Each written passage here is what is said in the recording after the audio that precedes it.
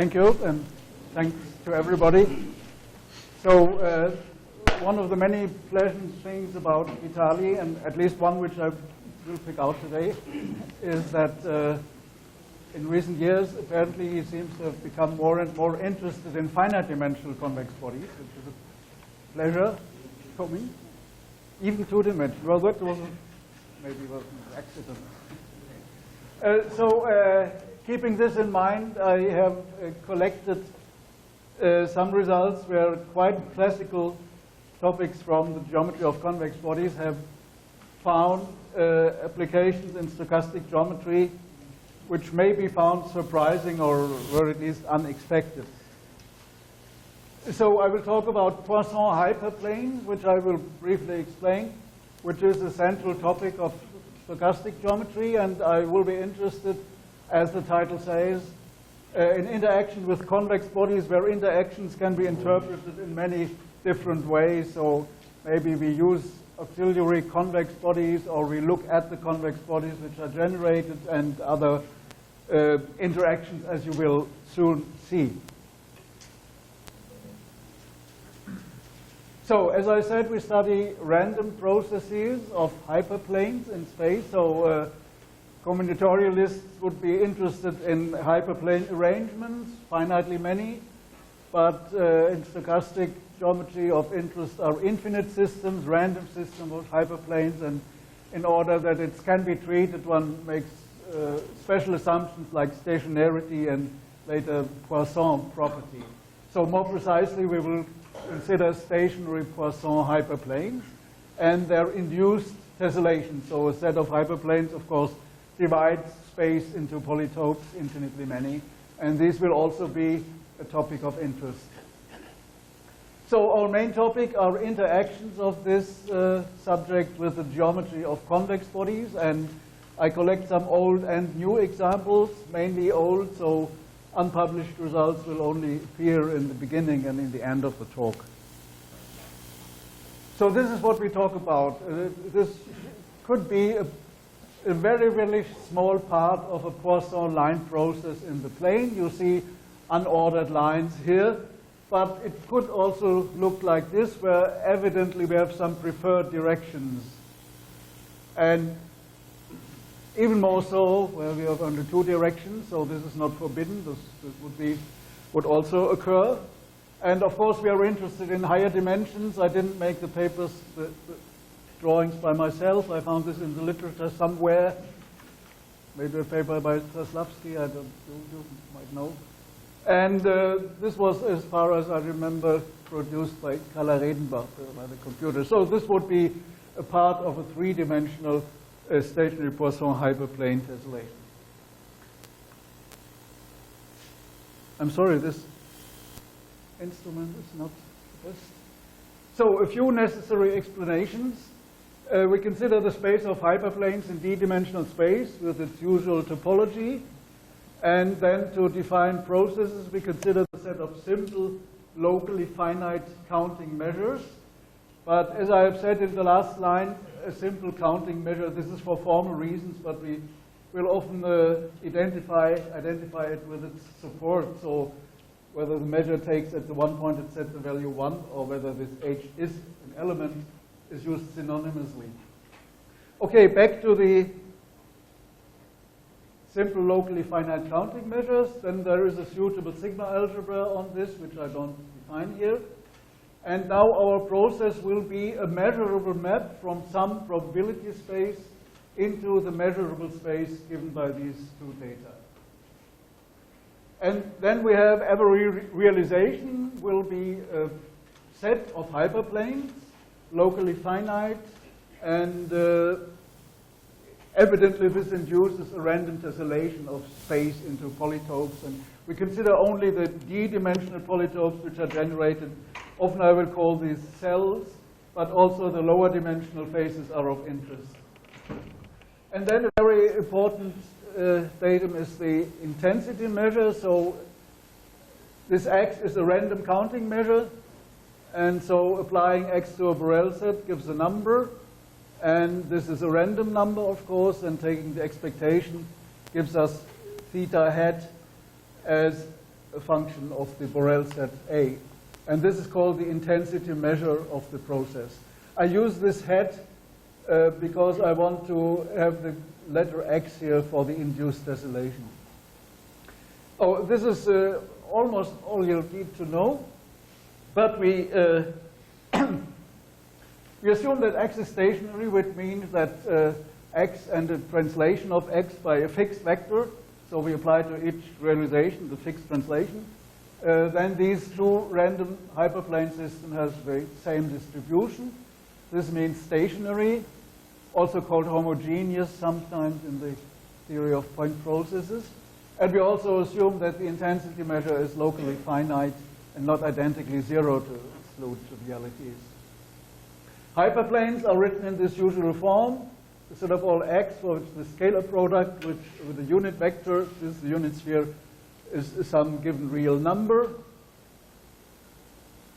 And then one basic result is that the intensity measure, due to this stationarity assumption and the local finiteness, this intensity measure has a unique representation in this form, which is very simple. So given here a Borel set argument, we look whether the hyperplane, which is determined by the unit vector u and the parameter value tau, whether this is in the set, and this indicator function will first integrate it over all parallel translations of the hyperplane, and in the end, over all rotations, or over the unit sphere, so over all unit vectors. And the theorem says that there is a unique representation in this form, and where this is a probability measure on the sphere, and if we want this to be a probability measure, we need a factor here, which is then called the intensity. So this representation gives us an even measure without probability even, probability measure on the unit sphere, and a real number. And these two are the essential parameters in the following. By the way, the process is called isotropic if this measure phi is the rotation invariant measure on the unit sphere.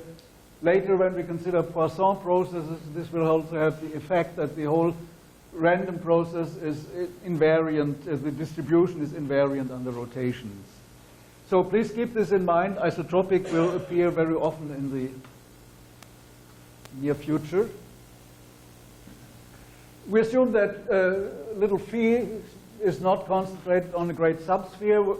If it were, this would mean that all the hyperplanes would be parallel to a fixed line, and then we don't get a reasonable tessellation of the space, at least not into bounded polytopes, which we want.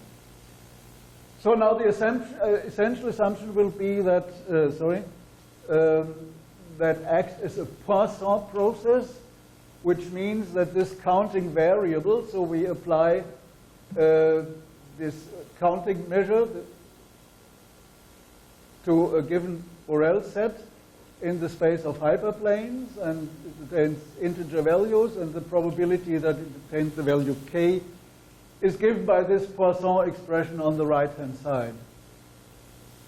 A more intuitive construction would be just to take a stationary Poisson process on the real line and independently an IID sequence of unit vectors on the unit sphere with distribution given by the measure phi, and both independent, and then we just consider for each index I the hyperplane orthogonal to ui, and we translate it by the tau I with the same index, and then we get a system of hyperplanes, and it turns out that it's the same. So this is more intuitive. We have only a real Poisson process and an IID random sequence of unit vectors. So why do I consider Poisson processes? Well, because they have important independence properties. For example, the restrictions of X to pairwise disjoint Borel sets in the space of hyperplanes are stochastically independent, and this makes Poisson processes a good topic to work with. Because it's a Poisson process, one can show that it's uniquely determined by the two parameters, intensity and directional distribution, where the intensities will for some questions not be so important, but of course the directional distribution plays an important role.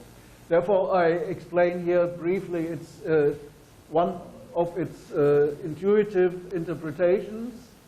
Here, for a given Borel set now in the unit sphere, we consider the hyperplanes determined by the parameters u and tau, which are in x, and such that u, the normal vector, falls in the Borel set A, and the distance parameter tau is between 0 and 1. This is a random variable. We take the expectation, and down here we delete this u in A and take also the expectation, and this quotient gives us the value of the directional distribution. Now, this was all of the formalities we need. Now I come back to some pictures and some geometric questions. So this would be one small realization, and there's another one with a very special directional distribution. And the first question, I have 7 questions. The first question is, which convex bodies appear in the tessellation? Of course, here the answer is very easy. Here the answer is perhaps not so easy. You see only a very, very small part. So this is extent of the whole plane. So you see maybe up to 9 or 10 vertices. So far out, would there be a polygon with 1,000,000 vertices? Or with 1,000,000,000 vertices? Well, the only reasonable answer is, why not? If the distribution satisfies some assumptions, because here not. We see only quadrangles here. The origin, this does not matter, because we have a stationary process. Yeah, but the probability to be inside of some region. No, I'm not talking about the probability. My first question was, I'm sorry, imagine this expanded over the whole plane, and the first question was, is somewhere in one of the outer galaxies, is there a 1,000,000 vertex polygon? The origin doesn't play a role. But inside the origin there is nothing. Oh, well, we come later to polygons containing the origin, but not now. Okay, which answer can we give?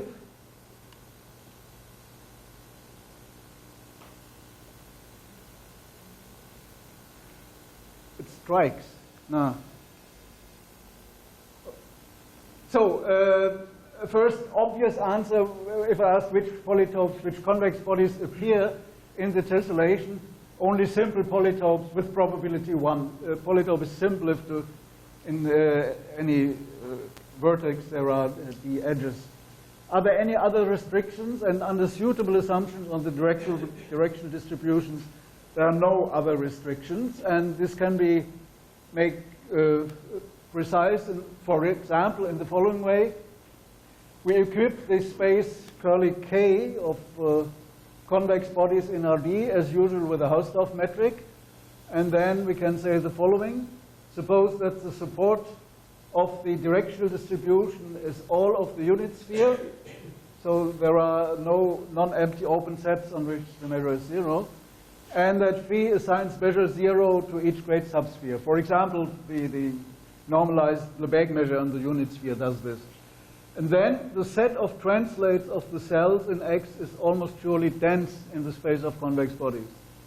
So if you give me any convex body, any shape or size, I can always, with probability 1, I can find in the realization of the random tessellation, I can find a sequence of polytopes such that suitable translates of these converge to the convex bodies in the Hausdorff metric. So no restriction on size or shape. And now, as I said, the bodies are, of course, simple polytopes, and then one might ask whether there are restrictions on their combinatorics, on their combinatorial structure, but it holds under the same assumptions on the directional distribution. Almost surely for every simple D polytope, there are infinitely many cells in the process, in the tessellation, which are combinatorially isomorphic to the polytope. We proved this together with Matthias Reitzner using an Erdős-Rényi extension of the Borel-Cantelli lemma. One needs an extension of the usual Borel-Cantelli lemma because the hyperplanes are infinite, so there are some long-range dependencies, of course, in the process, but getting weaker and weaker when we go far out. Well, infinitely many may not be enough if you, we had some number theory, and a trivial example would be the even integers and the square numbers, of both there were infinitely many. So we cannot compare the cardinality, but everybody will agree that there are more even numbers because they have density 1/2 and the square numbers have density 0. So we could also consider density here. So there is some space to improve this here. And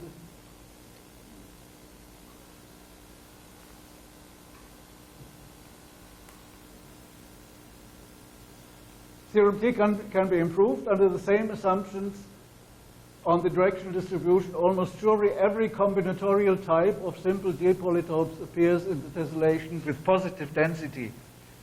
So the definition is in the interpretation below. With probability 1, the following holds. If Q is any combinatorial type of simple D polytopes, then we consider all polytopes in the tessellation which are contained in the unit, the ball with radius rho, and belong to this combinatorial type. And we divide this by the Lebesgue measure of the rho ball. And this is just the method how one defines densities when one considers packing and covering by convex bodies and so on. So the lim inf is the density of this combinatorial type, and the theorem says that this is positive. Maybe very, very small, but still positive. So, but the proof is uses a little bit more. It uses an ergodic theorem.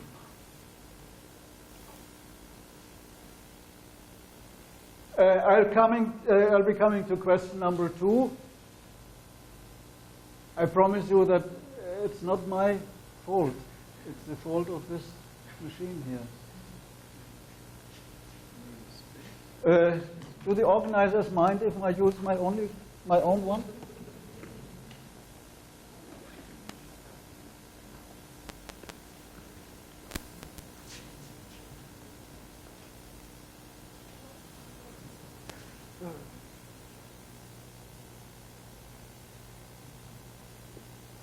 You have the same problem? Could we put this in, please?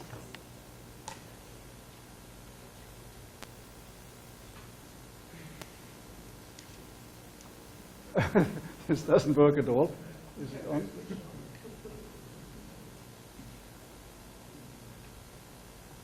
No, this doesn't work at all. I put it on. No. No.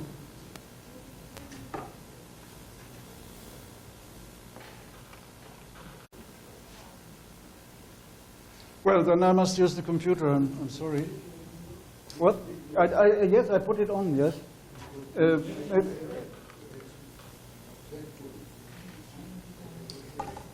It's not on.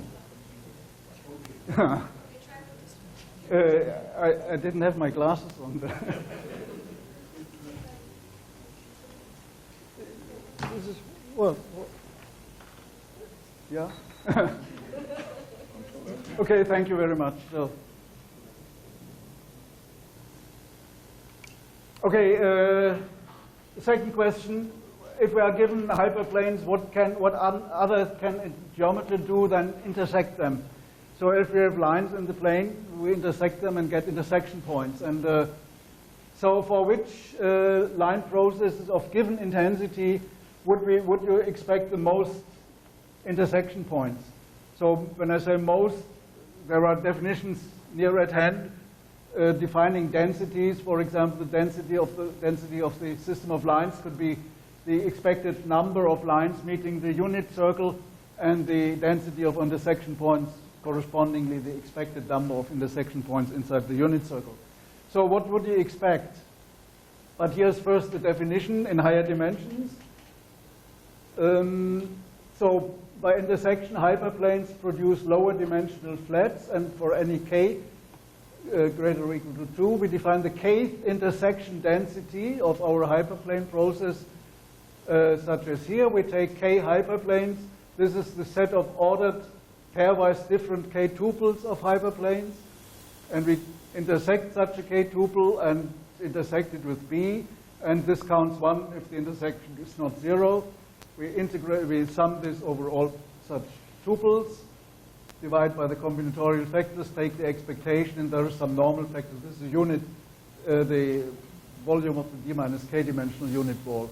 So we call this number the kth intersection density, and here is another equivalent definition, but using d minus k dimensional volumes here, and instead of the unit ball, any Borel set with positive finite measure. So now we know what intersection densities are, and which x of given intensity produce the most intersections. What would you guess? This one, or this one if it has the same intensity? Well, the answer is, if we assume that these two have the same intensity and assume this one is isotropic here, then this has same intensity but more intersection points. So how is the general result proved?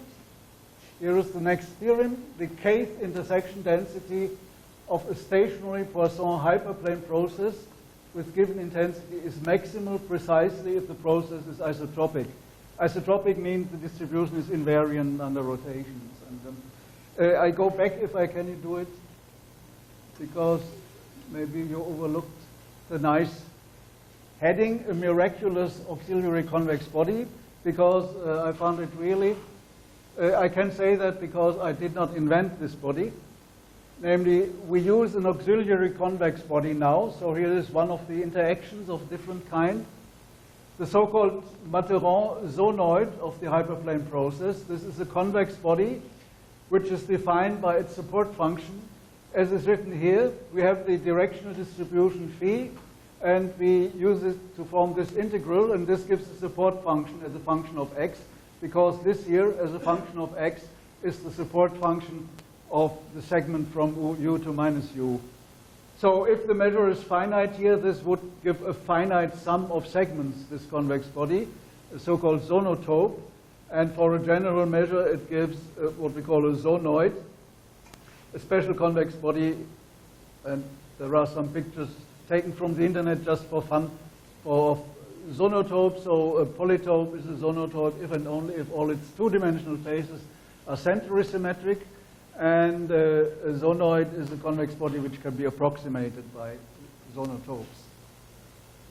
Now, please recall what the kth intrinsic volume of a convex body is. It's one of the fundamental functionals in the classical theory of convex bodies, obtained, for example, by the so-called Schneider formula. We'll just consider the Lebesgue measure of the outer parallel body of k at distance rho, which is also the sum, the Minkowski or vector sum of k plus rho times the unit ball.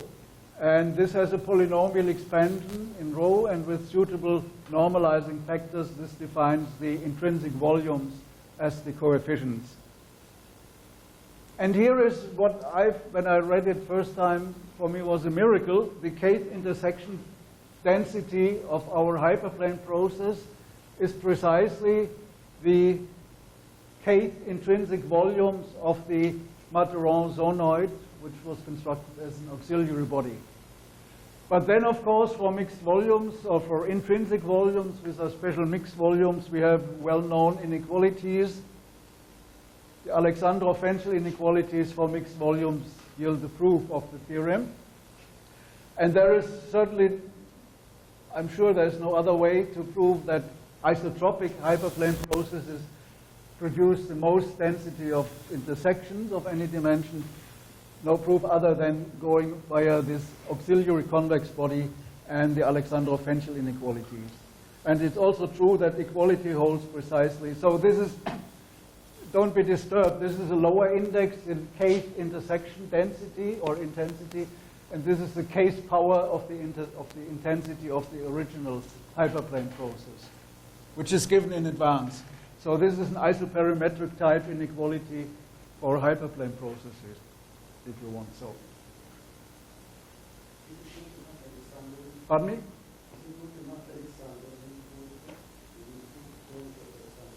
No, you call this special case, yeah, sure.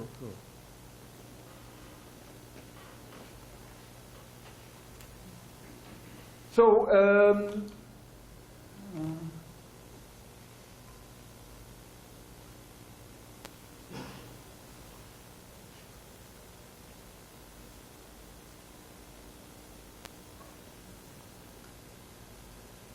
so what about the minimal? This was the maximal intersection intensity.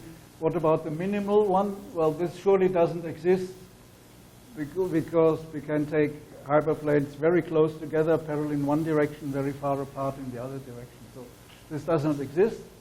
However, intersection is an affine operation, and density is a Euclidean construction. We use balls in that. So we should measure the intersections in an affine invariant way. And one way to do this is written down here. We define the affine intersection density by, this is the general linear group. We apply to a given realization, we apply each t and take the t to the realization. And we take this quotient here and the supremum over all linear transformations. We call this, denote this by capital gamma k, and call this the kth affine intersection density. And then it is true that the kth affine intersection density is minimal precisely if X is a parallel process. You have seen parallel processes several times before. I need not define these. So it means the directional distribution is concentrated in deep pairs of antipodal points. The proof is based on a U-reverse isoperimetric inequality for zonoids. Reverse isoperimetric inequality, you may recall Keith Ball's reverse isoperimetric inequality, and in fact this proof here uses some of his ideas, I must say. So this is purely an inequality for intrinsic volumes of zonoids, and equality holds precisely if that is a parallel pipette. And this gives the theorem 5. And only one word about the proof is that one transforms the zonoid so that its generating measure becomes isotropic, and then one can work with that and so on. So my third question is now a different convex body determined by the hyperplane process, and let us now consider the following extremal problem. Which convex body of given volume avoids the most hyperplanes? So what does it mean? We want to find the shape of the convex body. So avoid means, well, if we put the convex body there, then there will be a certain number of intersections. This is a random variable, and we want that the expectation of this random variable is minimum. And so which convex bodies avoid the most hyperplanes in this sense? And to make this precise, I use this notation, the set of all hyperplanes having non-intersections with non-empty intersections with k. And the expected number of hyperplanes hitting a convex body can then be expressed as this expectation, which is nothing but the intensity measure evaluated at this set here. But for this we had earlier a representation in terms of a double integral. And now, fortunately, in this special case, we can compute the inner integral. This gives just support function of the convex body K. So this expected number of hyperplanes hitting the convex body can be expressed as 2 times the intensity of the process times this functional, which we therefore call the hitting functional. So it's the support function of k integrated with the directional distribution of the hyperplane process. And now comes another application of very classical convex geometry, namely an application of Minkowski's existence theorem, which tells us there exists a convex body, and it's unique up to translation, for which gamma times this directional distribution is the area measure. The area measure of the convex body is a measure on the unit sphere. For a Borel set on the unit sphere, you take the set of boundary points of the convex bodies where one of the normal vectors falls in the given Borel set on the sphere, and you take the area of the set and associate this with the given set on the unit sphere. And this is the area measure of the unit sphere, and Minkowski's theorem characterizes the area measures of convex bodies, and the special case gives us here the convex body, and which has for some reason been called the Blaschke body of this hyperplane process. And one remark is that the Matterhorn zonoid, which was introduced earlier, is the projection body of the Blaschke body.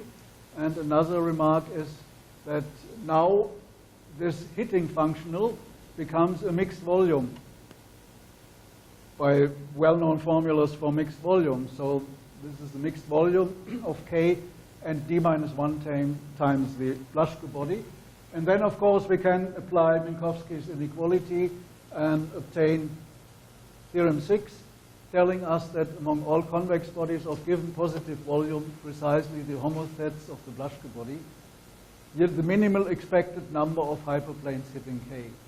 So this is the second example where I think very natural and elementary questions on Poisson hyperplane processes can only be answered by using classical results from convex geometry. There will be a few more examples showing that the Blaschke body is in one way or the other needed to describe shape properties of the cells of our hyperplane tessellation. Now I come to the next question. Now we want to consider we consider the tessellation, and we want to say something about, well, average or typical cells here. And one elementary way is, and now I come back to, you asked, now we consider indeed the cell of the process containing a fixed point, and because of stationarity we can take any point, so we take the origin. So we now consider this cell here and call it the zero cell of the process. This is a random polytope, and we would be interested in properties of this random polytope. So I gave the definition already, and just one remark. So this is only a random polytope, small, and the process is huge, but the distribution of this random polytope, Z sub 0, determines uniquely the distribution of the whole Poisson hyperplane process. So here is again the Blaschke body among all convex bodies containing 0 of given positive volume. Precisely the homosets of the Blaschke body maximize the probability that K is contained in the 0 cell. So this is related but not identical to the previous theorem. But now of more interest might be combinatorial properties of this random polytope. For example, the expected number of K phases or whatever you want. And this becomes soon difficult.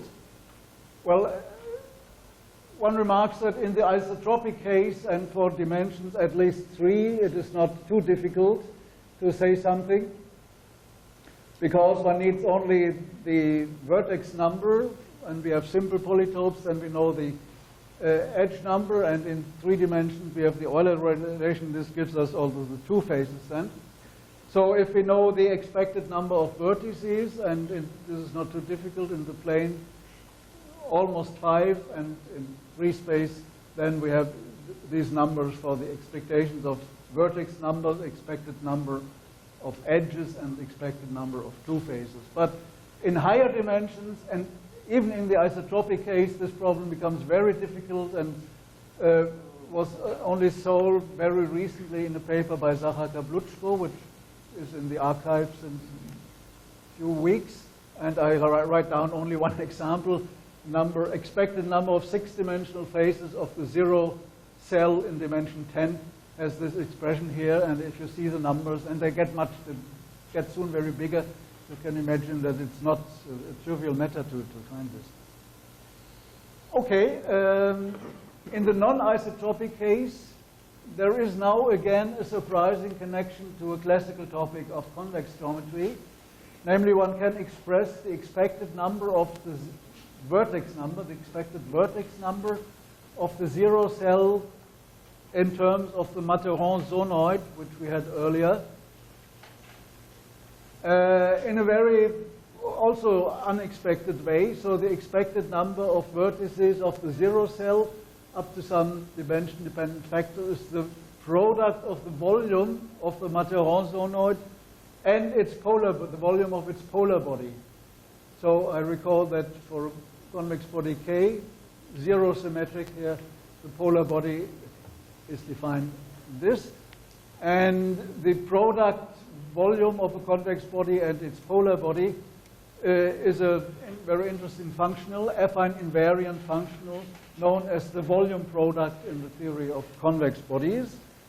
And that this turned up here was quite a surprise, but we can now use known inequalities because it's known, also a classical inequality, that the maximum of the volume product is obtained by ellipsoids, so-called Blaschke-Santalot inequality.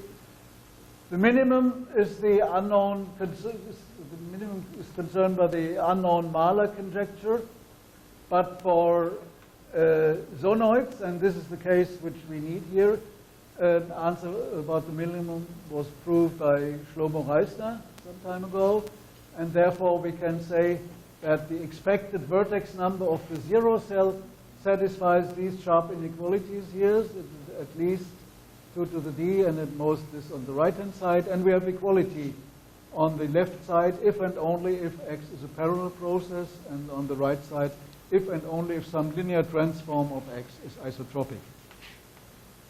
There are also some stability improvements of this result due to Korchy-Boretsky and Daniel Hug. Number 5 of my question is now the typical cell. So we have now the zero cell. Now the typical cell would be what you would expect by an average cell. What would be an average cell? Well, take a very large window where you see the process and pick out one of the cells you see in the window at random with equal chances for every cell. And this gives you a random polytope. You translate it so that a certain center comes to the origin, then you have a well-defined random polytope, and this would be the typical polytope. But of course, this is cheating because our process, our tessellation is infinite, and we cannot just take a finite part. So therefore, this does not make sense, but one can give a precise definition of an intensity of the typical cell and also of the distribution of the typical cell in such a way. So I don't give the definition here. So one can define the typical cell so that the intuitive interpretation, which I just described, does make sense in a certain way and is matched by the definition. And it turns out that the distribution can be obtained in this way as a limit. So what I just said, this is the center function, by the way, this translation so that the center comes to 0. So what I just described, we do here in any ball of radius rho, and we divide by the volume of the ball, and then the limit exists and give the distribution of the typical cell. And first I would like to remark there is a similar shape result as for a zero cell, but with a very different and more elaborate proof. Among all convex bodies of given positive volume, the probability that some translate of K is contained in the typical cell is maximized precisely if K is homothetic to the Blaschke body. So again, here we have a a natural extreme problem which we cannot solve without going back very far in the geometry of convex bodies, namely to Minkowski's theorem. I mentioned that also for the typical cell, also the expected volume, surface area, and so on can be expressed. In fact, all intrinsic volumes can be expressed in terms of the Matterhorn zonoid in this way. And I also remark that for the typical cell, the elementary combinatorial questions have a simple answer. So the expected number of K faces has an explicit expression. This is just the same number as for the cube.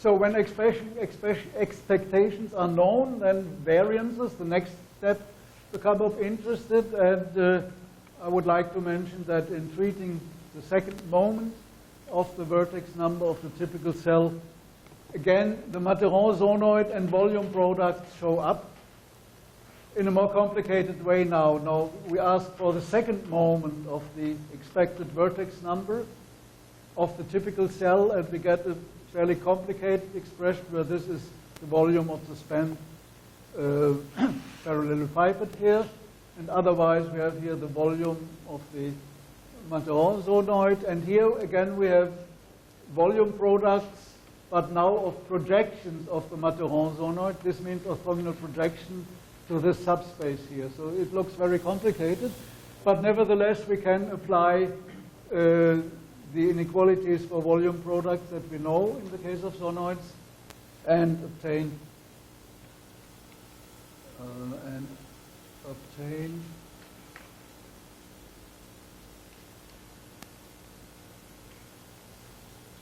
theorem 10.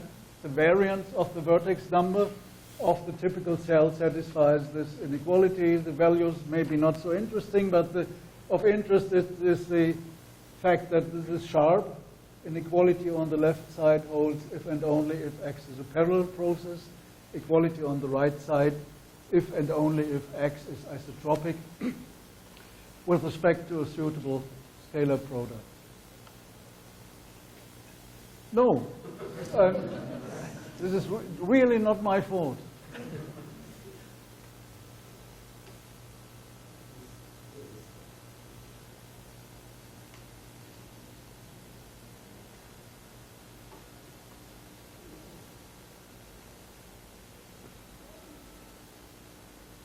So here we are.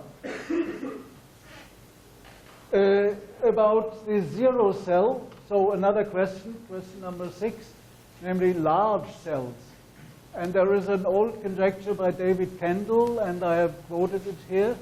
Namely, he reformulates his conjectures, and this is a slight reformulation again. Namely, that the conditional law for the shape of the zero cell, given the area of the zero cell, converges weakly as the area tends to infinity to the degenerate law at the concentrated at the circular shape. So this is a very intuitive meaning. You produce isotropic random line planes, random line processes in the plane, and look at the zero cell. If it's too small, namely if its area is not bigger than a given constant A, you throw it away, and so on. And then you increase your bound A, and what he claims is that you see shapes which become more and more circular. So this is the essence of his conjecture. And he formulated the conjecture in the early 40s, and maybe half a century later, a positive answer was given by Kovalenko. But this is still only in the plane and still only for the isotropic case, and therefore this raises several questions. The non-isotropic case, higher dimensions, different size measurements, and so on. And again, well, in the non-isotropic case, will there be the large zero cells, will there still be balls or not? Well, you may guess what they can be, but I announced already that the Blaschke body appears again, and it turns out in the non-isotropic case with size measured by volume, the Blaschke body plays the role of the ball. And we have to measure the homothetic deviation of a convex body from the Blaschke body, which we can easily do in this way, whether it fits between homosets. And then there is the theorem that the zero cell of the tessellation induced by X satisfies this inequality. For given epsilon, the probability that the deviation is at least epsilon under the condition that the volume is at least A. This probability becomes exponentially small as a function of this bound A here. So this was proved together with Daniel Hug and Matthias Reitzner, and we have considered various questions of a similar type. Verbally the same holds if the zero cell is replaced by the typical cells, and I only mentioned that the proofs employ basic results from the geometry of convex bodies, such as stability of Minkowski's inequality, results due to Grömer, and approximation of convex bodies by polytopes with a given number of vertices due to Bronstein and Ivanov. So many possible variations have been investigated. I give only a list here. For example, for general hyperplane tessellations, always stationary, of course, and size measured by volumes. We have the Blaschke body. We have seen this. In the isotropic case, we can also treat other intrinsic volumes for size measurements, but several problems are open, mainly due to missing isoperimetric inequalities in the theory of convex bodies. But there are some more examples in the isotropic case. Size measured by diameter or thickness, and we get segments or bodies of constant width. And again, in the general case, measured size measured by inradius or circumradius, we get something like this, the inradius case, and again segments in the circumradius case. I have 2 minutes to say. I have 2 extra minutes. Oh, I'm so grateful. Thank you. Still, I must be careful. So my last question concerns another type of interaction. We have this hyperplane process here, and we put the convex body inside. Now I should remind you that approximation of convex bodies by random polytopes is a very classical and often treated question in stochastic geometry. Ever since the fundamental papers by Renyi and Solanke, one considers, for example, n independent, uniformly distributed random points in a given convex bodies, considers the convex hull, and then let's n tend to infinity and see what happens with any function of the convex hull and so on. And now we do the dual thing here. We have our hyperplane process. We put the convex body inside, and we throw away all hyperplanes which hit the convex bodies. And for every other hyperplane, we take the half space bounded by the hyperplane and containing the convex bodies. We do this with all the hyperplanes, and then we get a polytopic approximation of this convex body. And the question now is, if the intensity of the process increases to infinity, how good is this approximation? And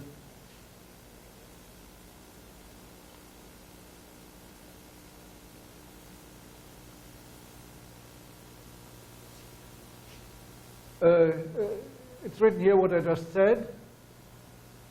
And together with Daniel Hug, we first have considered Hausdorff approximation in the Hausdorff metric, and have, for example, this result here. If we make the assumptions on the directional distribution, it's written here, that we can be bounded from below, either by the spherical Lebesgue measure or by the surface area measure of K. Then we have this estimate almost surely for the approximation in the Hausdorff metric. Under stronger assumptions on the directional distribution, we have an exact asymptotic relation almost surely for the Hausdorff metric. And I think I will stop here. I had a little bit more, but I thank you for your attention. I explained to Vitali that we're suspicious in Germany. We don't congratulate before the birthday, but all the very, very best, Vitali. And thank you for your attention.